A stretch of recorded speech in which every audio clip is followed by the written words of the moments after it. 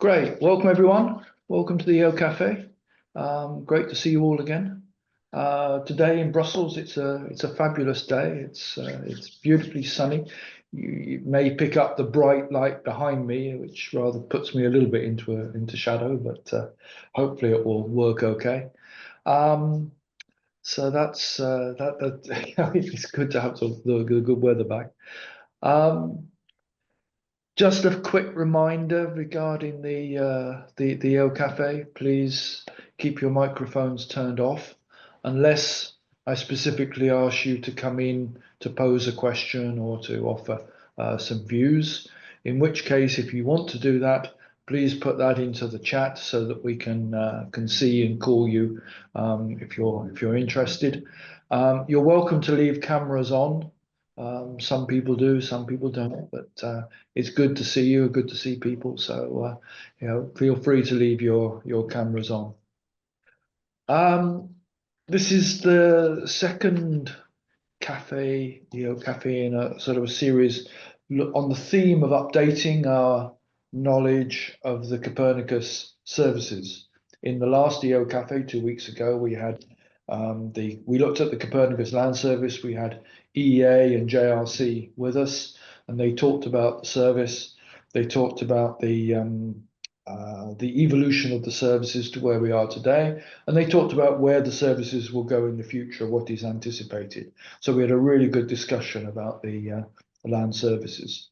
So today we try to do the same thing. We have guests from the ECMWF. So we look at the Atmosphere Monitoring Service and the Climate Change Service, both of which are run by ECMWF, and we'll look at how those evolved to stand where they are today and what's happening and how to get involved. Overall, our goal is particularly to help companies to understand where there are where their institutional partners are doing, and where there might be opportunities for future business. And a sort of a side benefit of that is that we have a lot of new people coming into the sector, and so it's good for them to understand and learn about how the institutional setup is, how the sector works. So some of our discussions are aimed towards that. Now, it's not the first time we've had ECMWF in the EOcafe. We had in April 2022, we had a specific cafe about the state of the climate report, 2021. I think it was the first state of the climate report. But there will be a state of the climate report published in about a month's time. So I don't know if there's anything we can talk about that today. We'll come on to it. And then in February 2023, we talked about ECMWF and the Code for Earth initiative. And we had Stein with us on that occasion, along with Atina Trakas. And so it's great to have you back with us again today, and welcome all three of you. So let me just introduce you. We have Stein Vermont, who is head of user outreach and engagement at the ECMWF. We have Christina Anasso, who is standing in or replacing Samuel Armand, who has had to pull out from today, but was on the original publicity material. Welcome, Christina. And then Jonilde Kushta, who will talk about CAMS, who again is head of user partnership and user engagement for CAMS. So can I, as I traditionally do, ask the three of you just to say a few words about yourselves, not so much about the subject. You can talk about ECMWF, but mainly about yourselves, your background, and how you got where you are. Stein, I'll let you start. Thank you, Jeff. And it's a pleasure to be here again and to see so many people attending this EOcafes. I think it's a leftover from the Corona days when Yes, it we is, had to meet online and then over a cup of coffee or tea, discuss some important things for the sector.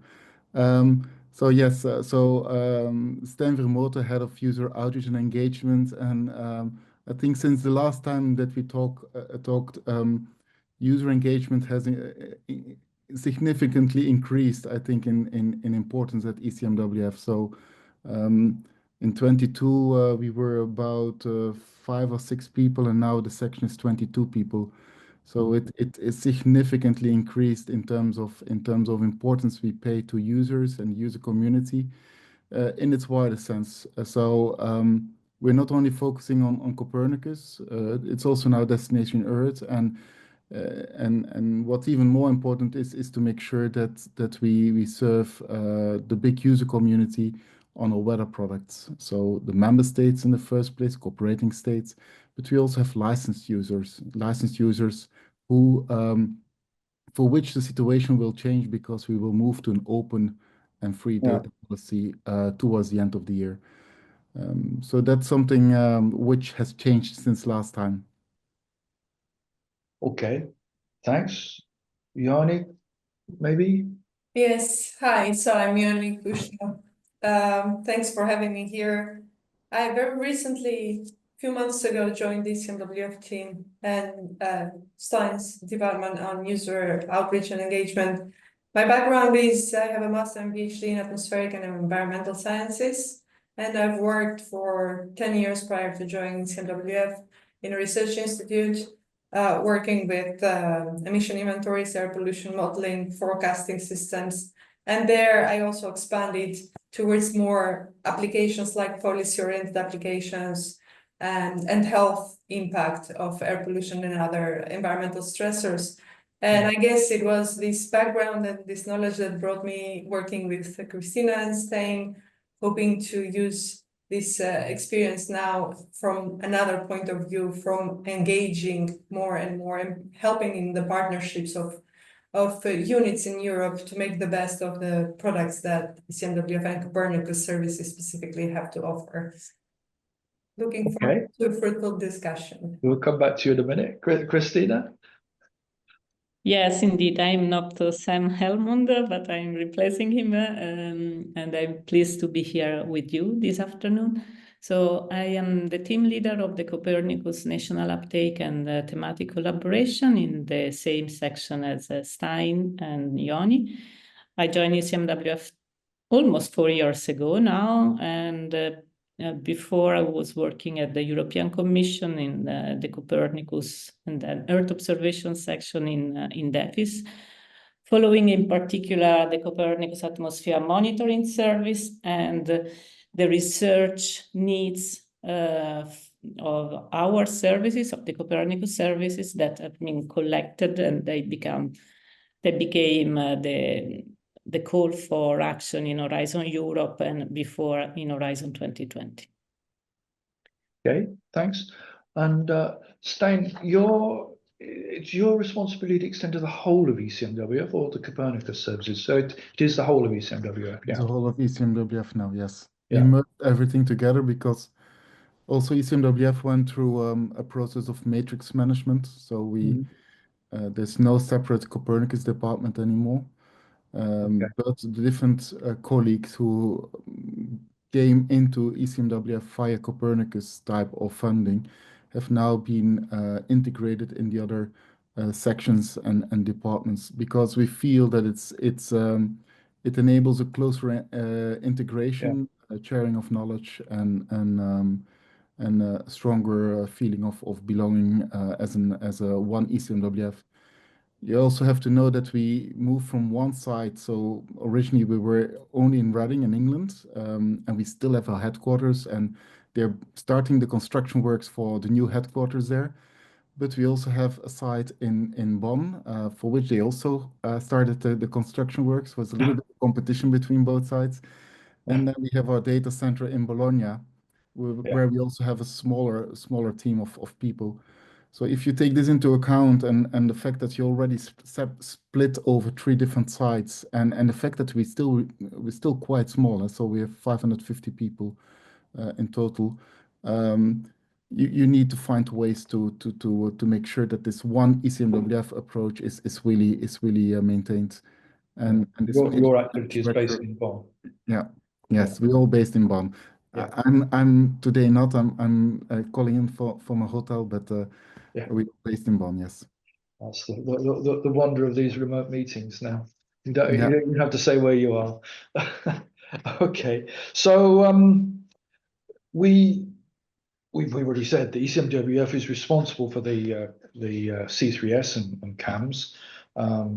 The survey that EARSC does every year now shows that the industry is very interested in these services, and it came second and third in the ranking for the interest for the industry. As a result of that, there was an MOU signed between ECMWF and EARSC in 2022, and aims to support the industrial involvement within the CAMS and C3S. So a little bit relevant to what we're doing today, but I wanted to put that context. So the two Copernicus services continue to mature and develop. We shall talk about that. We have a particular aspect with the Copernicus data store and how that will work, and the interaction between ECMWF and the two services and that. There have been a number of thematic hubs, Copernicus thematic hubs, introduced, and we'll hear later about the health hub and talk about that, which is curated by ECMWF. And then finally, we want to talk about the National Collaboration Programme, which hopefully will lead to new opportunities that can be developed and can help business. So let's get going, and maybe Stein, I can ask you to kick off, give an overview of ECMWF activities, the Copernicus as an entrusted entity, ECMWF is an entrusted entity for Copernicus, and how that fits in and how that works. So Stein, over to you. Yeah, thank you, Jeff. I think I already alluded to the more operational elements of the fact that we're now based in 3 sites and moved to a matrix managed structure. What I can also mention on the more general things is that we are turning 50 this year. So it's the 50th birthday, and we started in 75. It was Prince Charles at the time, now King Charles, who inaugurated the building in England, and we started as a cost action initially. So cost actions, some of you may know, it's an alternative to the FP type of funding, but it's a little bit separate. But it was really it started as a clear need for Europe to invest in high performance computing. So it was too expensive for one country to invest in this. So you had to group countries to do this. And there was also a clear need to put the brilliant minds in physics, in mathematics, in meteorology together to really move ahead from this 3-day forecast up to longer periods, because it was clearly needed. If you want to prepare a society for severe weather events, you need to go further. And then in parallel, our colleagues at ESA, the European Space Agency, were launching the first satellites at that time. And then you had two ingredients which were really essential for numerical weather prediction. You had the supercomputers and you had the satellite observations, which then could be used by these brilliant minds to do the modeling work. Since then, a lot has changed. But I mention this because this still remains the backbone of what we're doing. And this also led to certain investments and what you see now in Copernicus. So the integrated forecast system has been the backbone, for example, for CAMS, because it's a little bit like the chemical component of a physical processes in the atmosphere, and then by extension.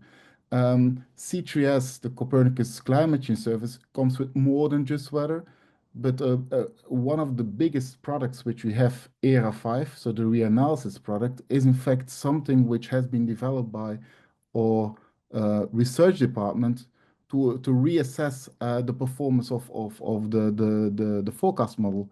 And then they said, okay, in fact, you create a whole record of the past weather, and based on this, you can really do scenario runs, and you can do a lot of added value.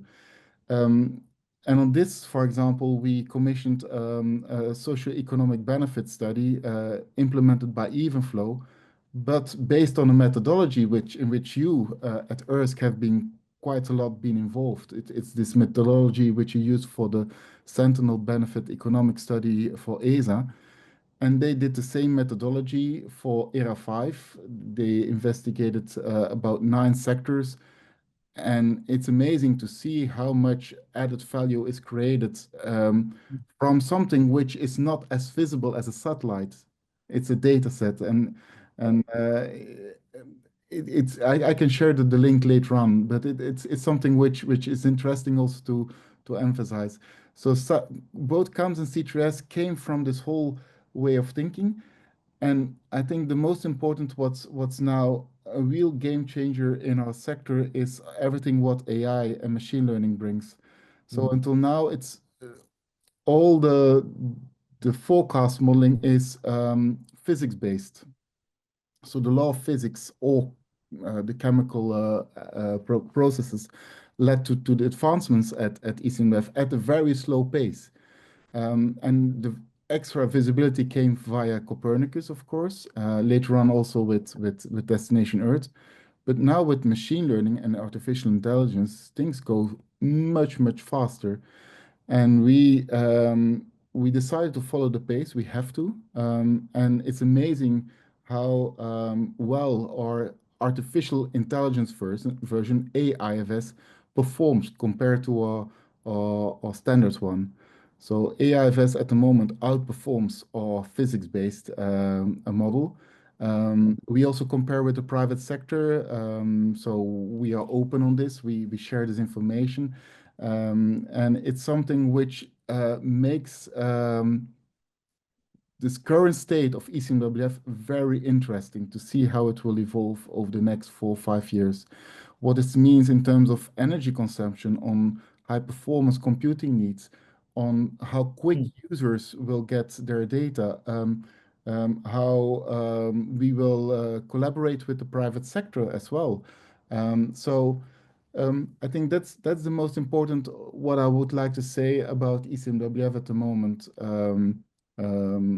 as to start with. I'm grey-haired enough to remember the first Meteosat image coming in. I just started working at Matra Marconi at that time, and everyone was really excited at the first image arriving. Okay, let's dig down further now into the services. I'm not sure which order should we take them in? I've got Christina first here on my sheet, so let's talk about the Climate Change Service first, and Christina. Yes, indeed.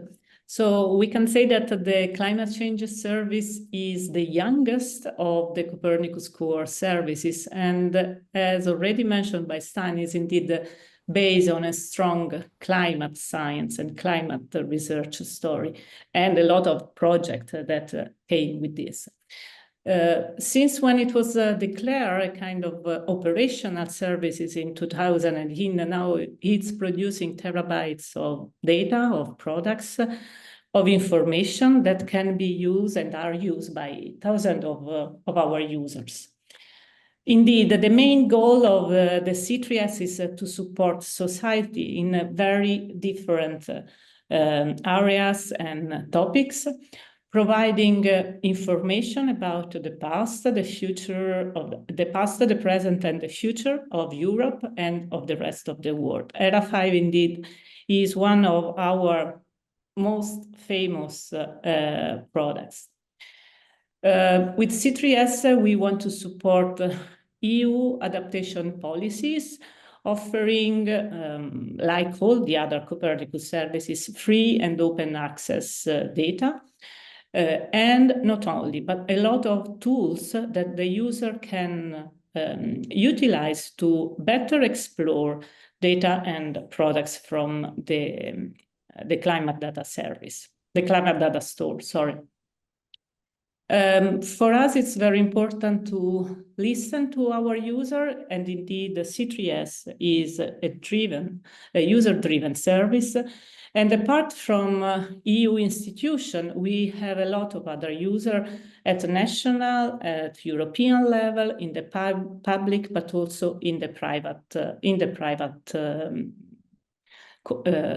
private sector. As I said, the C3S became fully operational in 2018 when there was the launch of the Climate Data Store. And it happened during a General Assembly in Berlin, and indeed it was a cornerstone of the C3S story.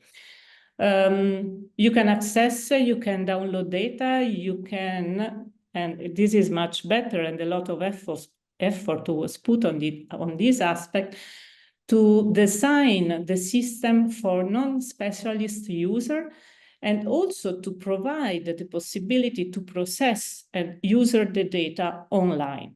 So we provide a lot of toolbox, a lot of application that already that you don't when you don't need to download terabytes of data.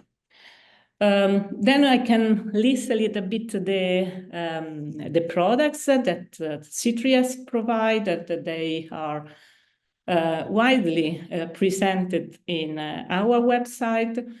We provide the products at European and global level for climate science, for climate adaptation, to describe the potential future scenarios of our planet, and covering a lot of climate data set, satellite, in situ, and all the derived climate data records. Then we provide global and regional reanalysis and projection, climate prediction, including seasonal forecasts up to 7 months, and decadal prediction. As I said, it's an operational service. So we not provide only data, but we provide also support from our C3S experts, from our scientists. We provide training resources, and if you navigate a bit in our website, you indeed find this section very useful to start working with our data.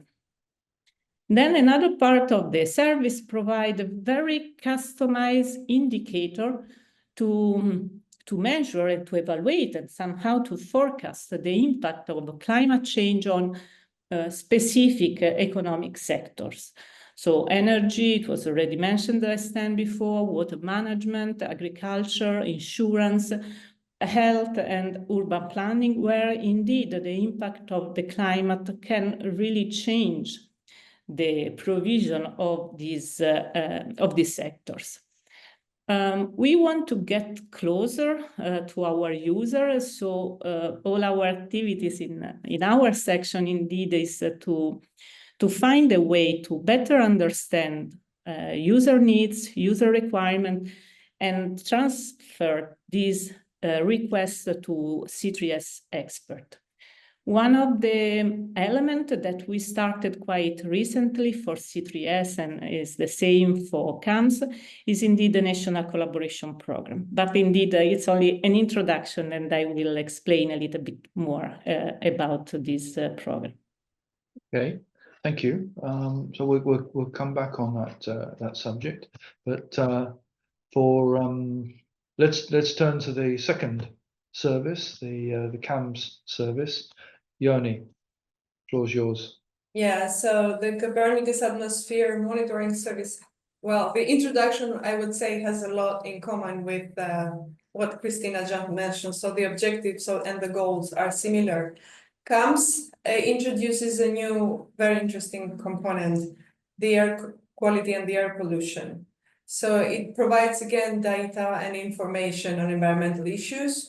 It has been used and can be used from policymakers, businesses, and citizens to address either existing or emerging challenges related to atmospheric environment.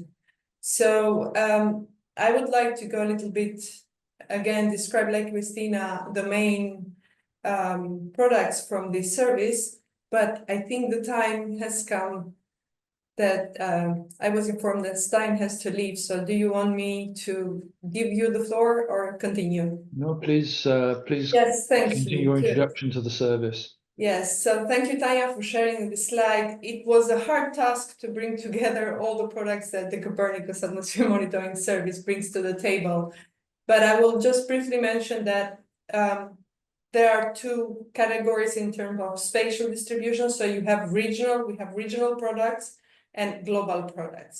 Now, a few words about the global products. In CAMS, all key gases and aerosol spaces are introduced through the portfolio of this service in two modes, the forecasting mode and the reanalysis mode. So emissions and concentrations of main pollutants, mainly derived from anthropogenic activities, but also from natural processes, which some of the audience might be familiar, like mineral dust, volcano eruptions, wildfire emissions, etc. So the forecasting system, the resulting analysis from the forecasting system give information for a 5 days ahead situation. And these are usually used also as initial conditions for the daily forecasts of atmospheric composition in other regional systems, like countries or regions from research purposes. The reanalysis datasets are the results of a combination of information from the model results and observations, and through a system known as data assimilation. So these reanalysis datasets that have a span of more than a decade provide consistent data, and they can be used not only for scientific studies, but also for trend analysis and in various sectors that I can mention later. So at regional scale, these products are at higher resolution. So they are very practically can be used for applications at national and local scale.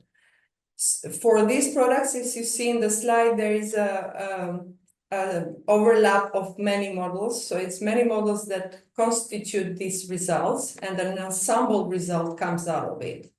And this is of better overall quality than the individual systems. Again, the main products are daily analysis and 4-day forecasts now in this case.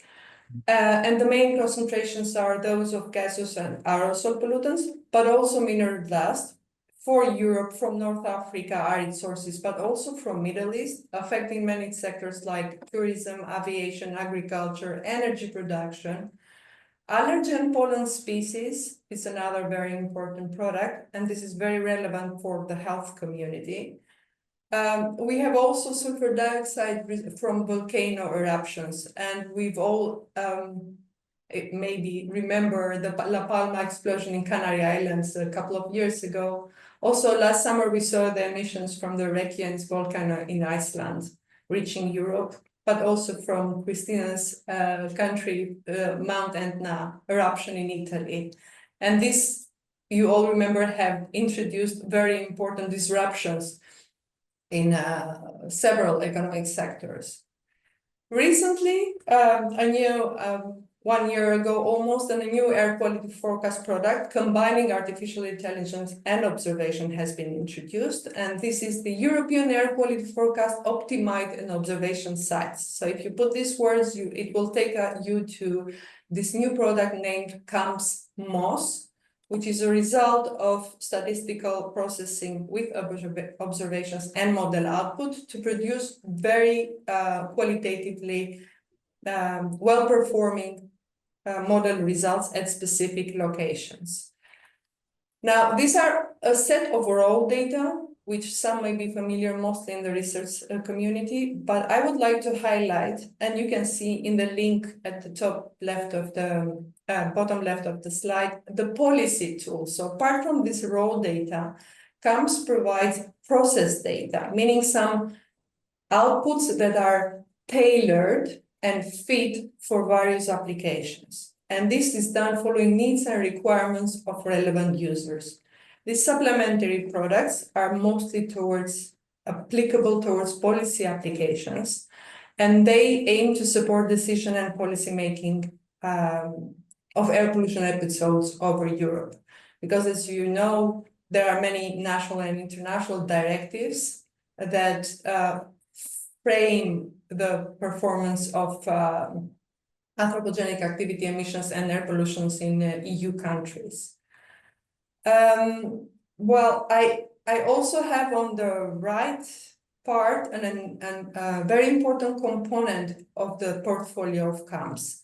And this is the emission data sets from inventories and from satellite detection.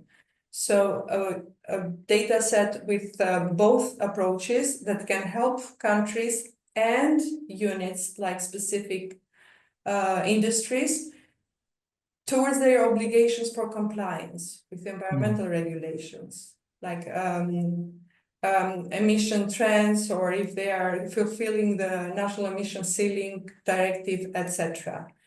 The last addition to this tool set is the methane tracking application, which, if Tanya will share this slide with you in the end, I would strongly encourage you to go and play around with it. This is a powerful tool allowing to visualize major methane emission plumes from leaks and anthropogenic sources. It provides near real-time visualizations of methane plumes and their potential sources. And you can monitor large methane emissions either from coal mining, oil, gas areas, which have been heard in the news lately very frequently, but also from unexpected natural events. This app integrates data from the Tropomi instrument with advanced machine learning techniques, but also each detection is verified by human experts to ensure accuracy. So try it, enjoy it, and send us your feedback. Last, on the left plot, you see on the left side, you see a very small duck, which is the chatbot duck of the Atmosphere Data Store, very recently added. And this is the first access for your questions when you try to access that data and you have questions. So this is a very brief, I tried, overview of the portfolio of CAMS, and we'll say even more in the next part of Thanks. the session. And people, please feel free to ask questions. And as we said at the beginning, put your questions into the chat. Now, Stein, I know you need to leave us. Unfortunately, you can't stay for the whole duration. Before you do go, are there any further things you wish to add to what's been said or to complement? You're on mute. My apologies for the need to leave earlier, but I'm here on mission, so I need to go back. First of all, there are two messages. One, I want to thank the members of EARSC in their efforts to provide testimonials, and Veronica shared the link, which is very kind, because we need to hear your stories. We need to hear from you how you're using our data. And this is important to inspire others. Of course, you don't need to give all your secrets, but just to tell the story how you're using it, because often what you see in CAMS and C3S is only part of a solution. Often it's through the combination with other data sources where you create the added value. And we use it for our communication purposes, for use cases, or we just use it for our user intelligence. So our intelligence about how our data is used. So my first message is thank you for this. It's very important, and please keep on doing this in the future as well. The second one is another favor I would like to ask from the EARSC members, and that's the fact that we are reviewing our websites. So the CAMS and C3S websites are in place for quite a while now, and we are conscious about the fact that they need to be reviewed, and we want to do it in a way that it's driven by the user requirements, and the private sector is of course an important user in that perspective. And with this, I would also like to launch a warm call to provide feedback. I will share in the chat the two links, one for CAMS and one for C3S. I will do it after my talk. And then I think my colleagues from communication mentioned a deadline already, the 4th of April, if I'm correct, Christina. So if this can be done by the end of next week, this would be great. So with this, I want to thank you for organizing this to give visibility to the two services, and I leave you in the hands of Christina and Joni. Thanks, Stein, and thanks for joining us despite the difficulties and other commitments. We quite understand. Hopefully, see you soon. So coming back to Christina and Joni, you've both talked about sort of establishing user requirements and sort of tuning or changing products and services. Do you have a systematic tool or process for looking at user requirements? I can go first, okay, Joni. Indeed, for the two services, we have our user requirement database, and there all the requests that we got from the user that are accessing the data, the user that are maybe in contact with some of our contractor or some of our colleagues report to us, they are reported in this user requirement database. If you make a question or a specific request on some specific product on our forum, we have an online forum that now, that before it was separated for CAMS and C3S, but now it is indeed the same online forum. All this information are collected and processed. This is very important because we had, let's say, two different methodology for CAMS and C3S, but indeed there is an internal decision of our high-level management to follow up on some specific requirements. It depends a lot on who are asking, how many people are asking for these specific products. If it's somehow a European institution that has, for us, a strong importance, is if it's coming from a specific community of users, then there is a kind of evaluation on how much effort this transformation of some kind of user requirement to a new product or an improved product can take. Some of these requirements are really easy to implement, and we do our best to do them as soon as possible, let's say. Some of them maybe require somehow more effort and more resources to improve the product or to create a new product. Others are, we consider them out of context somehow, because maybe we, as you know, we have some very precise requirement that we have to respect coming from the European Commission. One of the somehow most famous requirement is indeed to reduce the resolution of our product. This is a kind of very recurrent requirement that we collect in all our user interaction session that we have at the national level with a lot of users. On this, we cannot reply positively because we have a mandate to keep the resolution of our product to a certain level, not because there is not the technical or the scientific capacity, but simply because we don't want to enter in the domain of the national institution, but also of the private sector. Yeah. All the products are free and open for everybody. But if you need the step forward or something that is very detailed or very specific for a particular application, then this is indeed the field where the private sector should start working. So indeed, what we call very downstream development is done, should be done somehow by the private sector.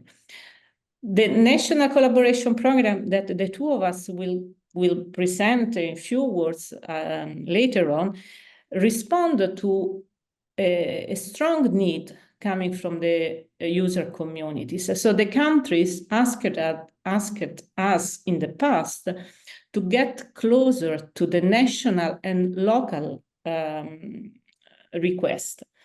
And we can do this only together with the national institution. We cannot do this alone to respect the mandate that we have from the Commission. But we are doing this with the national institution that are responding to their own user that arrive at the local level. Yeah. But that might be a good sort of segue into the national collaboration program that Yoni, I think you were going to talk about. If you want to say anything about user requirements before that, please feel free to do so. But then if you could move on to talk and explain about the national collaboration program and what it means, what the opportunities might be, how people can address it. Yes. Well, yeah, I'm only familiar with this part of user requirement and needs, a two-way interaction between ECMWF and the national stakeholders. So through the umbrella of the National Collaboration Program, I think Christina mentioned the other ways of interaction and feedback. So I can start saying about the National Collaboration Program, even though Christina is the lead of that and she knows better than me the story. All I know from the outside and learning here for these 3 months is that it's an ECMWF initiative endorsed by the European Commission.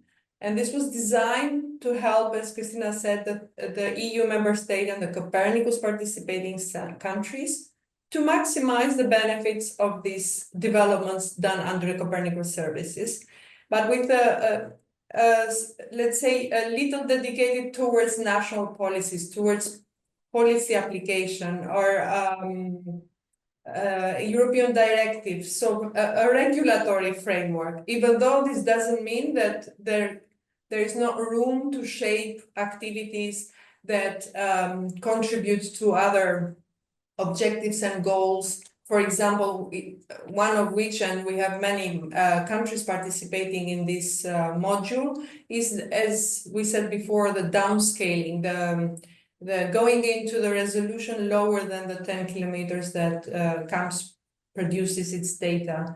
If I'm not mistaken, there are about 13 countries that actually express their interest into taking the Copernicus, because you need to break down, you have to start from somewhere to do this. So they take the CAMS products, and then they apply over their country statistical or dynamical processes that give higher resolution. And in the slide that Tanya, thank you, I sent to Tanya to initiate some discussions. Some of these examples are already depicted. So Bulgaria is one of the countries that is doing local air quality management driven by CAMS data. So they take this, let's say, coarse, but not so coarse for regional application tool product from CAMS, and then they bring it down to their area of interest at a very high resolution. Another example is Germany that endorsed this activity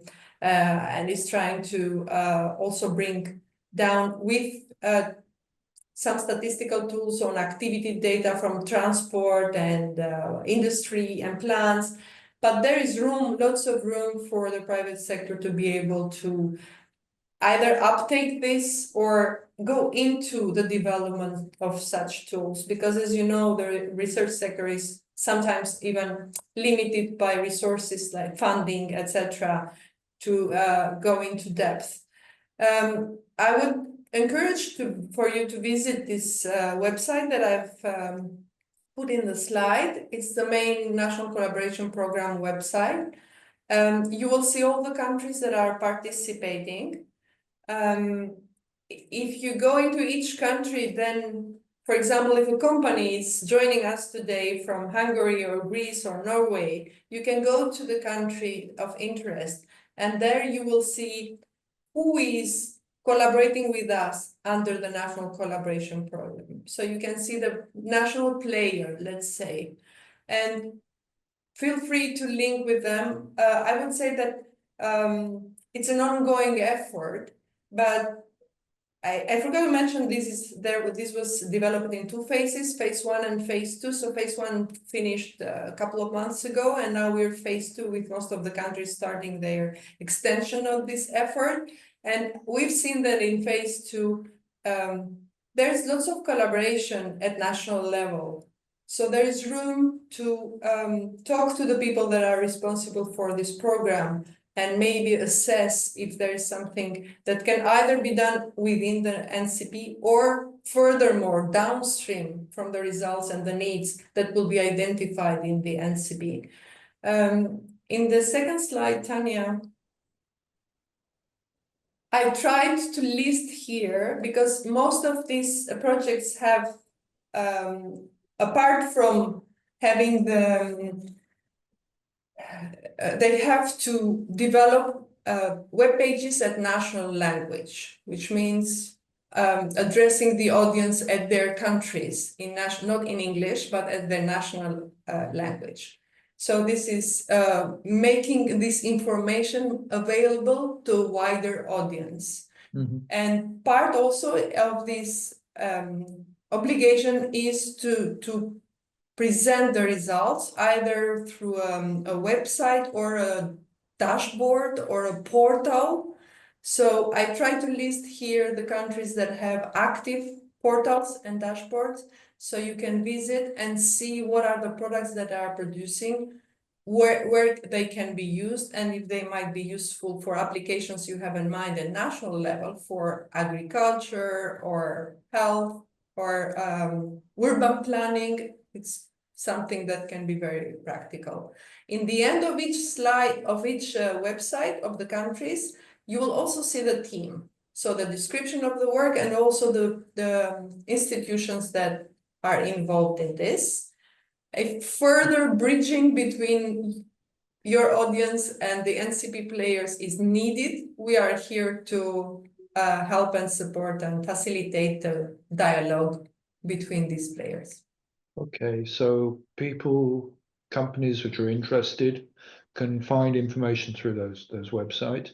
They're led by an institutional partner, an agency or institution within each country, but there is room for industry to be part of projects.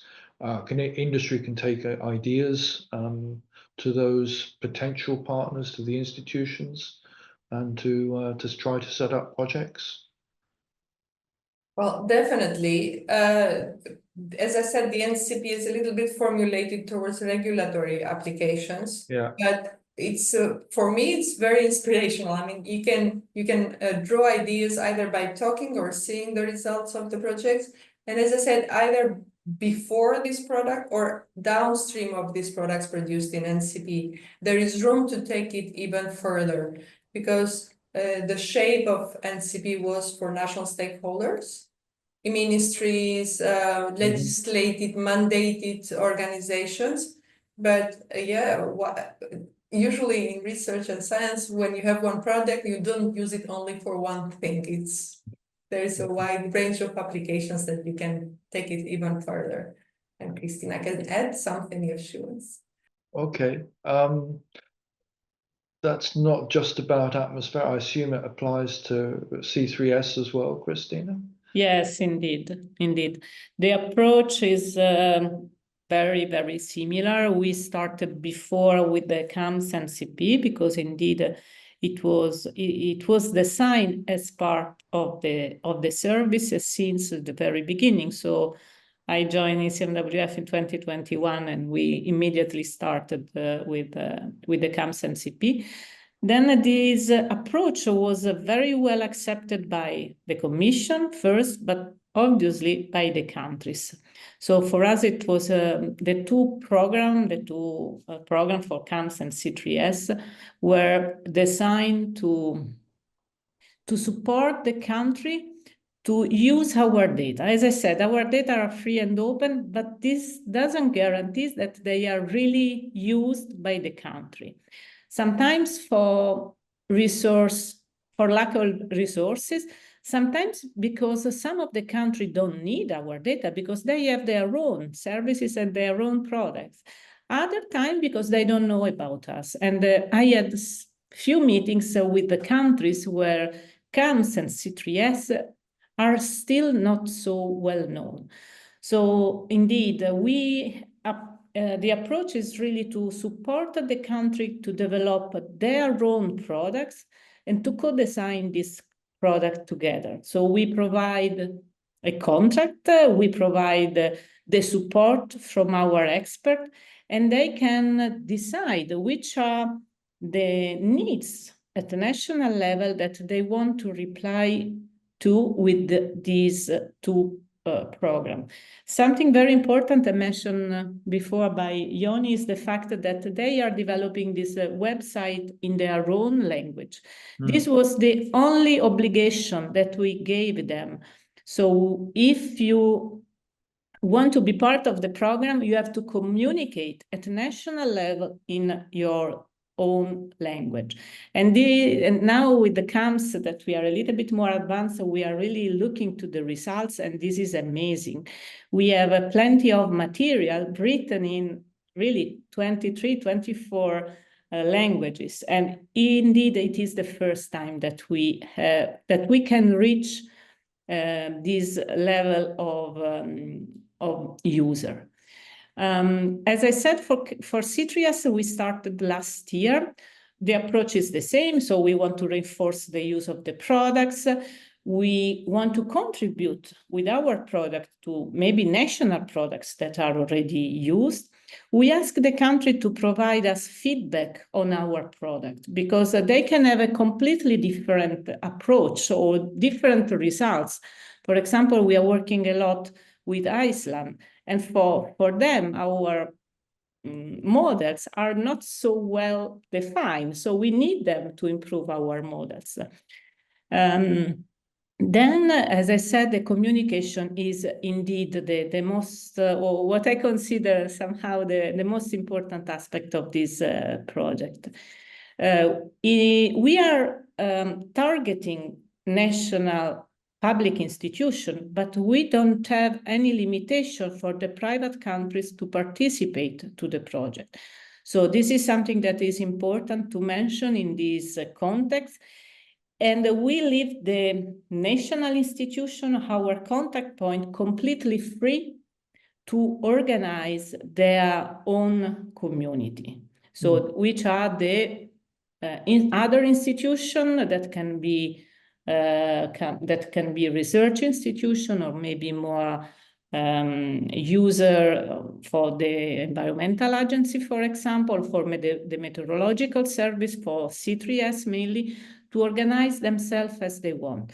So far, we don't have too many private companies, I have to admit, but we have some. But we leave this really to the national contact point to organize themselves on this. Okay. Last thing to mention for C3S, there will be a new call. We had one last year in 2024, a call for tender. This year, let's say May, we are going to have a new call for action. So we are going to use grants for the first time. So before we were not allowed to use grants, now we can. And indeed, for this kind of collaboration, we consider this as the best tool, the best contractual tool somehow, something very similar to the Horizon Europe projects and Okay. Okay, I think that could certainly attract a lot of interest. We're running out of time for questions, unfortunately. I would like, if somebody is able to respond to Michelle, who put a question in very quickly into the chat. Maybe we can have time after 5 o'clock. But if somebody is able to give him some support, some advice. The final thing we really wanted to talk about today, though, was the thematic hub related to health. And the thematic hubs, a number have been set up, led by different entrusted entities. we particularly mentioned the one on health. You've talked about air quality monitoring and health, and clearly climate and health, there's a very strong links there. Can you tell us more about the health hub, the thematic hub, how it works and what it means, what it offers? Yes, indeed. Now we go into splitting the services into applications or areas of applications. So indeed, this is not only a CAMS and C3S health hub, it's all services that directly or indirectly can affect human health. Mm-hmm. Thank you, Tanya. So if you see, this is one of the major infographics that we prepared to be able to capture the concept behind the Copernicus Health Hub. So it's any environmental stressor that can be provided into metrics from any service of Copernicus. So you see there CAMS, you see C3S, you see the marine monitoring, you see land monitoring, the emergency response, which is extreme events, floods, droughts, etc. So anything that can affect human health or ecosystems that affect indirectly human health. And when we talk about human health, not only physical. This is very important for this work. There's been a growing body of evidence showing that mental and social well-being are also costing a lot to economies. It's not only the classical metrics, if you're familiar with, of premature mortality or days with disease, etc. That is a very direct link, but when you have people that are not able to perform, are away from their work a lot, they're moving their area of residence because of specific environmental stressors, this is causes major disruptions to economies. And unfortunately, we have examples of this, like the extensive floods in Greece 1 year ago.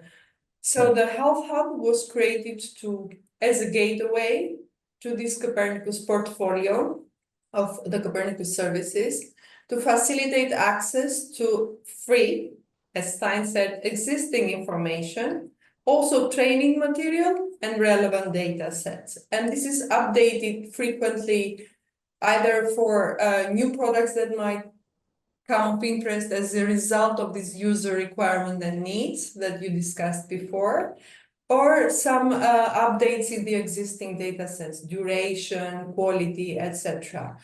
Because we don't have time, there is one thing that I would like to highlight in this aspect.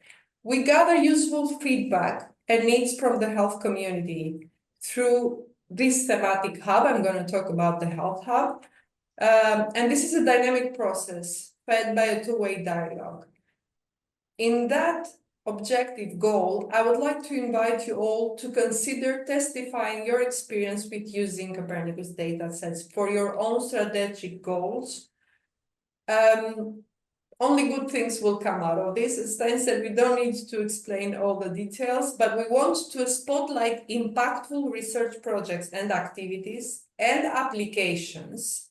Showcase your work in our platform. It's a great way, the Health Hub is a great way to increase visibility for your work and engage with a wider audience who shares the same interest, and who knows, this visibility might bring partnerships and further developments in your area of interest. The link might not be visible from the blue line, but maybe if you can, Tanya, share the QR code with our audience, it will be really nice. And our Health Hub is undergoing a major restructuring. And so very soon we will be able to inform you all on the new platform. Thank you. Okay, so watch this space. You can put any links into the chat for people if you wish. I guess through the homepage for the Health Hub, which was on your slide, I guess people can find their way. Hopefully they will be able to do so. We've sort of reached 5 o'clock, which is our sort of formal closing time. This is the point at which we normally close the formal part of the EOcafe. We stay open and have a free conversation. So please feel free to stay online and ask any questions afterwards. But this is the point. We say we'll finish at 5. Christina, Yoni, thank you very, very much for being with us, for explaining and bringing people up to date on the CAMS and the C3S services. There's tautology there. And hopefully this can stimulate even further interest and engagement and uptake with you. So anybody who has further questions, please get in contact with either Christina, Yoni, or through the website.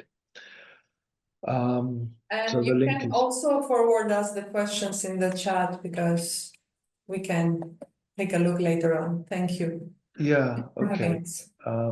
As you know, the core of the EOcafe is recorded. So people can go back and look at it afterwards, and indeed we have a lot of participants, a lot of registrants for the EOcafe that prefer to look at the recording rather than commit themselves to this particular time slot to be with us. So that seems to work quite well. Before we close this part, before people start drifting away, a reminder about Expandio. Please, registration opens today. So this is your first chance to register for Expandio. It's a very important meeting where you can meet up with different players from the market, both users and suppliers, peers, public sector, private sector, all are there. So it's a fantastic networking opportunity and an opportunity to look for partnerships, look for teams working together, and to learn about what's going on in the community. So encourage you to register if you would like to join us in Brussels on the 11th and 12th of June, and hope to see many of you there. So at this point, I'll close the formal part. We'll turn off the recording, so you don't need to worry about your questions being recorded.